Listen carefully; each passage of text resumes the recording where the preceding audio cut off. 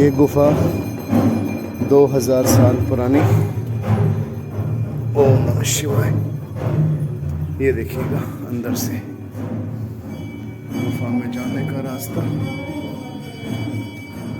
आप देख सकते हैं। पहले इधर आ जाओ, मत्था टेक लीजिए। इधर आ जाओ, पहले इधर गुरुदेव को प्रणाम कर दो, फिर महाकाली। ये गोरखनाथ जी के महागुरु मत्स्येंद्र नाथ जी। जय। बहुत नीचे आ गए हम। ये रही भृतहरि जी की गुफा। बहुत सफोकेशन है। अभी एक एक करके आते हैं। यहाँ देखिए, यहाँ पे साधना स्थली है भृतहरि जी की। अब हम प्रवेश कर रहे हैं। इसी गुफा का एक दूसरा छोर भी है। यहाँ पे वो जो रास्ता है, मैं थोड़ा और जूम करता हूँ। ये जो रास्ता देख रहे हैं, ये एक गुप्त सुरंग है जो चारों धामों की ओर निकलती है। तो आप सभी भक्तजन यहीं से इसके दर्शन करें और श्रद्धा से सादर नमन करें। ये देखिए, ये कितनी पुरानी मूर्ति है।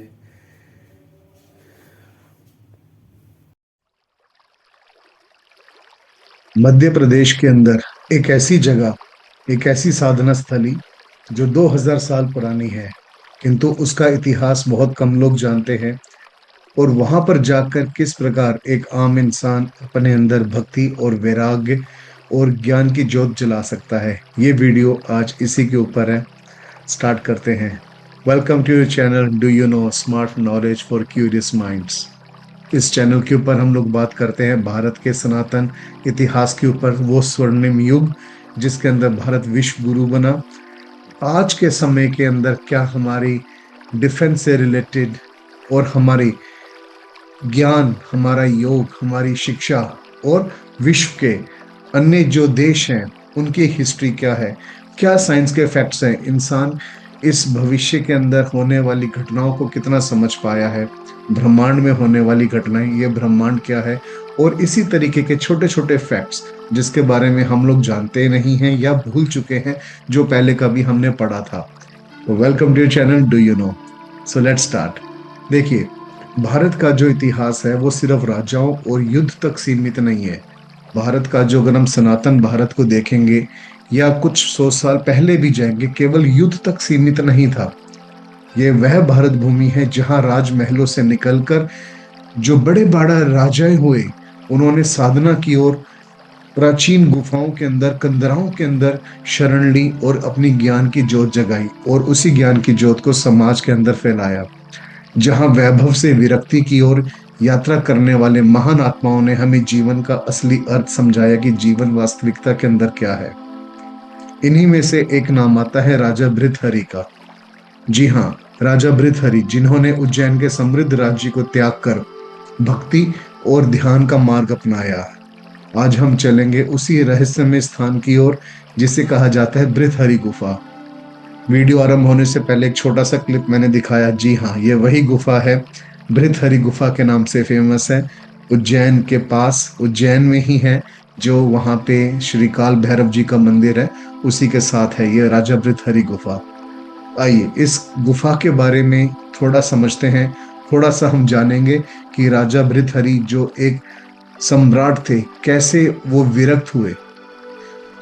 हम आपको ले चलते हैं 2000 साल पहले के आसपास, जब उज्जैन के शासक राजा भृतहरि थे। राजा भृतहरि कौन थे? राजा भृतहरि थे महाराज विक्रमादित्य के बड़े भाई। महाराज विक्रमादित्य को तो हम सभी जानते हैं, लेकिन भृतहरि का नाम हर कोई नहीं जानता।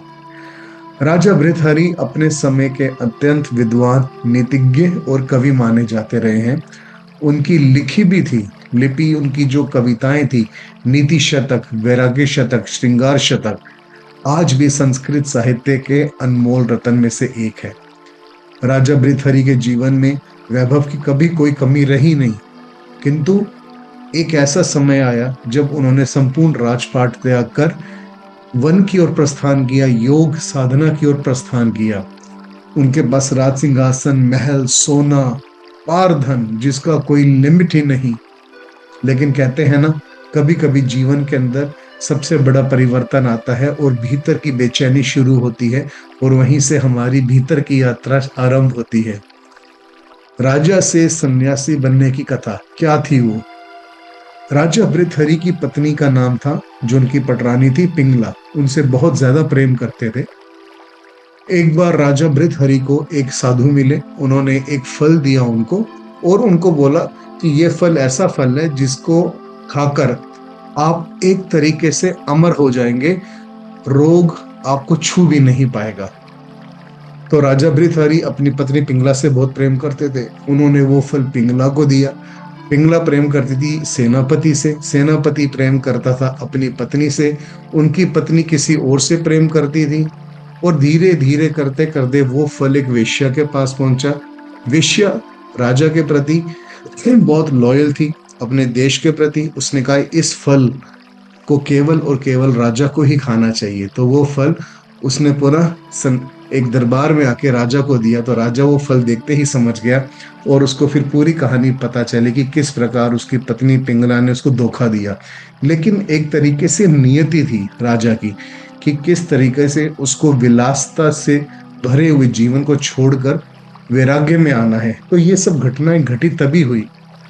उसी दौरान जब उन्होंने संपूर्ण सब कुछ त्याग दिया, कुछ समय वो उज्जैन के पास और इंदौर के बीच में एक जगह आती है देवास, जहाँ पे चामुंडा माता का मंदिर है। वहां पे जाकर उन्होंने तपस्या करी। कुछ समय के बाद उनको गुरु गोरखनाथ मिले और फिर उन्होंने गोरखनाथ जी के द्वारा बताई हुई जो भी साधना पद्धति थी, इसी भृतहरि गुफा के अंदर करी। अपनी विरक्ति की अवस्था में भृतहरि से मुलाकात की महान गुरु गोरखनाथ जी ने। गोरखनाथ जी ने ही उन्हें योग और ध्यान का मार्ग सिखाया। कहते हैं कि गोरखनाथ जी ने भृतहरि जी को सिखाया, जो संसार से भागता है वह मुक्त नहीं होता, जो संसार को समझ लेता है वही सच्चा योगी बनता है। अर्थात परमात्मा सिर्फ गुफाओं में नहीं मिलता, परमात्मा इसी संसार में है। भृतहरि ने उज्जैन के पास एक गुफा में ध्यान लगाया, साधना आरंभ करी। आज वही स्थान भृतहरि गुफा के नाम से प्रसिद्ध है। बहुत ही रहस्यमयी है ये गुफा। एक तरीके से अगर आप इस गुफा को ध्यान से देखेंगे तो ये पाताल के अंदर जाकर है, थोड़ी सी 10-15 फुट नीचे जाकर है। तो यदि आप वहां पे जाते हैं, अगर आप दमे के मरीज हैं, अवॉइड इट। आपको कोई और गंभीर बीमारी है, अवॉइड इट। शिप्रा नदी के किनारे है ये गुफा, लेकिन ये गुफा इतनी ज्यादा हाईली वाइब्रेटेड है, इतनी ज्यादा हाईली वाइब्रेटेड है। अगर आप ध्यान करते हैं, साधना के क्षेत्र में है, तो आपको पता चल जाएगा कि उस गुफा में बैठते ही, ध्यान लगाते ही अलग अलग तरीके से वाइब्रेशंस आपको अफेक्ट करेंगी। और कहते हैं कि इससे स्पिरिचुअल अपलिफ्टमेंट होती है। उस गुफा के अंदर एक भृतहरि का निशान भी है कि उनके ऊपर एक चट्टान, ऐसी मान्यता है कि देवराज इंद्र ने एक चट्टान फेंकी तो भृतहरि ने अपने हाथ से उस चट्टान को रोका, जो आज भी मौजूद है। और इसी गुफा में एक स्थान ऐसा भी है जो कहते हैं वो, जो एक सीक्रेट केव, एक सीक्रेट टनल है जो 4 हमारे धाम की ओर निकलती है। तो बहुत ही रहस्यमयी है ये गुफा। जब भी यहाँ पे उज्जैन में जाएं, इस गुफा में अवश्य जाएं। तो ये था भृतहरि जी के जीवन का एक शॉर्ट स्क्रिप्चर जो मैंने आपको समझाया। कोशिश करी, सच्चा जो वैराग्य है वो अंदर से पैदा आता है, वही अंदर की असीम और आत्मिक शांति ही सबसे बड़ा धन है। आशा करता हूँ कि वीडियो आपको पसंद आया होगा। नेक्स्ट टाइम आप उज्जैन जाएं, महाकालेश्वर जी के दर्शन करें और साथ में दर्शन करें इस भृतहरि गुफा के। तब तक के लिए नमस्कार। चैनल को सब्सक्राइब नहीं किया तो please subscribe this channel, like this video, share as much as you can. God bless. Love you.